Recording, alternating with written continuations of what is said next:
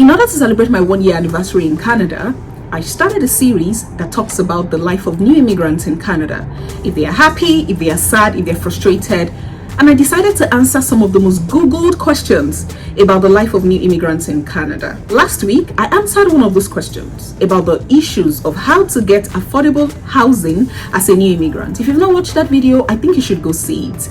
It's really going to guide you and support you and make sure that you actually get affordable housing as a new immigrant.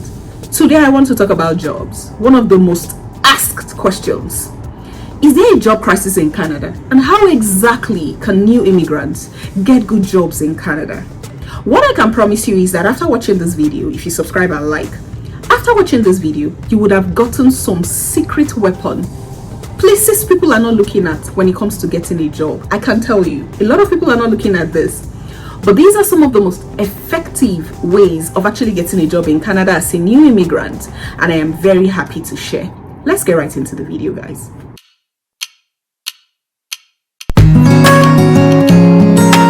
Yes, indeed. So many new immigrants struggle with getting good jobs in Canada.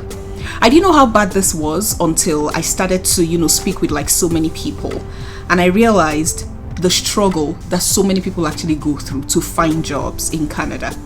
But don't get me wrong, Canada is a place where things can happen very fast for you, or it could happen very slow. There are so many people who got jobs even before they landed Canada.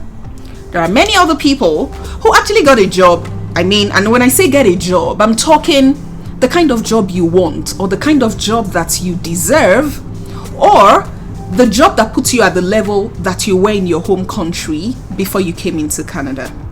A lot of people got such jobs within 1 month of landing Canada, some within days.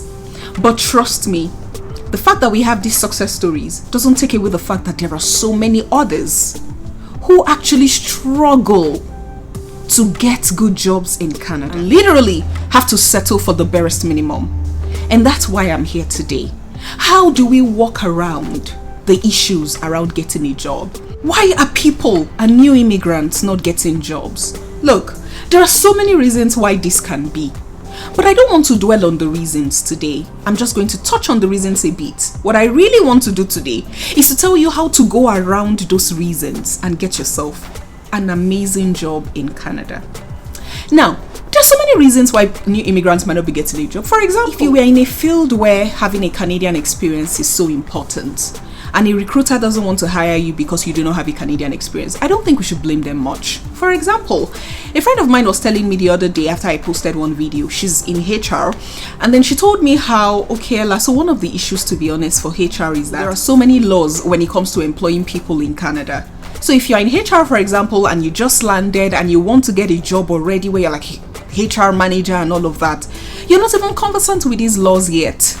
How do you actually do the job and make sure that you're actually following all the guidelines? At other times, maybe there is an undertone of, maybe discrimination just because your name doesn't sound some type of way. I can't tell. To be honest, nobody can actually tell.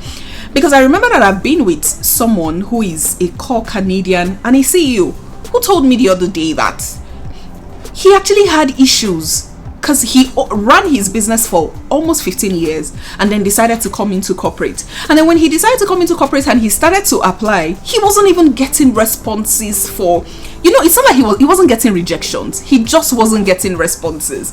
And somehow that day, I just didn't want to begin to tell him how, I would apply for so long, some time ago, and not even get any responses. But it was good to see that some of the struggles were shared struggles. So we really cannot tell if there is a discriminatory undertone to new immigrants not being hired or not.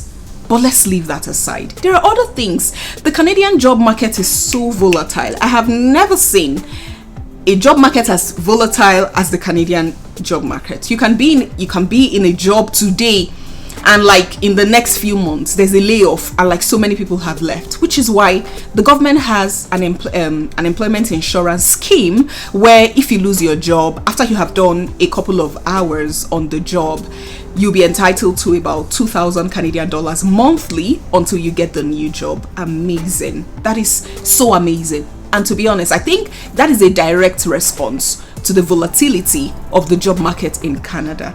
So there are issues. We cannot deny the fact that there are issues, and some of these issues are the reasons why jobs are not exactly available for new immigrants. Besides, recession, increase in interest rates have been around the talks for a while, and it's been on for like different quarters, even from like last year.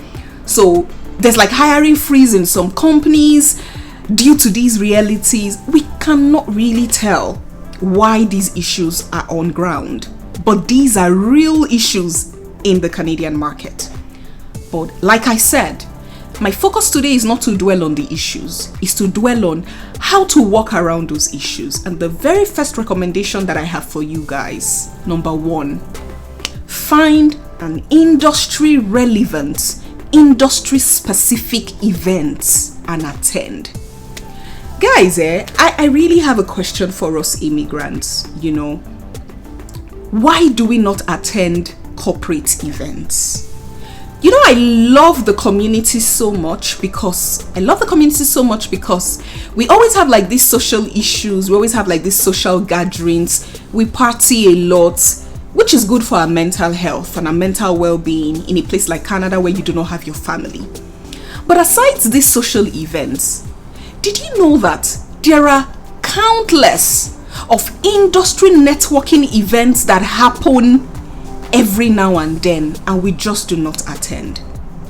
I don't really blame us, to be honest, because it's also information. Because I remember that the very first industry specific event that I attended was courtesy of this really wonderful business leader in Canada. I had applied for one job one time that I did not get, but the way I got the rejection mail was her reaching out to me and saying, "Hi Ella, I'm not going to take you for this role, but I'm going to recommend. Join this organization, join this one, volunteer, attend this." She really just listed like so many. Obviously, she had seen the strength of my resume, and I guess she just couldn't, let me go without guiding me in some specific direction. But that was a direct feedback that I got from her that I appreciated so much. So she was the reason I attended my first industry event. But after that, I have gone ahead to attend other ones. I have gone ahead to network with the creme de la creme of, the Canadian corporate world. And every time that I have that opportunity I pay for some of those events. Sometimes you get to pay like $100 or something, but you attend. And one of the things that I have seen when I attend such events is that our representation is really low. But guess what? In this event, you have direct access to the business owners. You can go there, sell yourself. You can go there, build your network. Whatever you want. All you need to do, if you do not know how to network with people or like high level people, you can Google before you attend those events. What kind of questions should I ask at a networking event? If you want me to do a video on that, I totally can. But the request has to come from you, because I don't want to do a video you don't want to watch. But like I said, look for an industry relevant to your industry, specific events, and attend. Usually before those events start, there's going to be like networking sessions for like 1 hour of just going from one person to the other, selling yourself, meeting people, talking about the things you can do and the value add.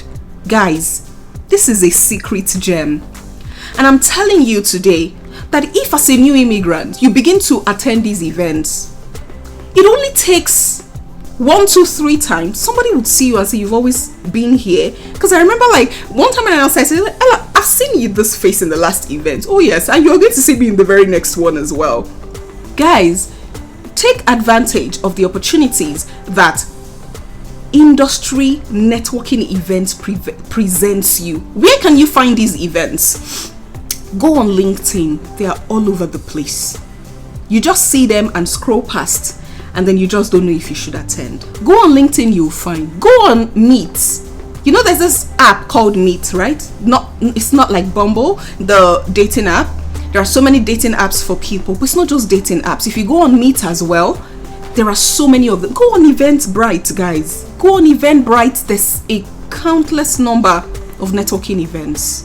You guys, take advantage of this and change your lot, and change the narrative about new immigrants not getting the kind of jobs that they want by going directly to where the owners of the jobs are seated and having meetings and going to have conversations. Okay, I would really like to wrap up this video here, just because I do not want to do a video where you get to watch at the middle and then you miss the most important things that I'm saying. And everything that I have to tell you are so precious to me that I don't want you to miss anything at all. So I'm going to wrap up here, but in the next video I'm going to give you my other recommendations about the secret effective ways to get a job. In the next video I'm going to deal with job fairs, how to attend job fairs, and how to particularly maximize a job fair when you attend. Okay, and then after I talk about the job fairs, I'm also going to talk about two very important ones as well.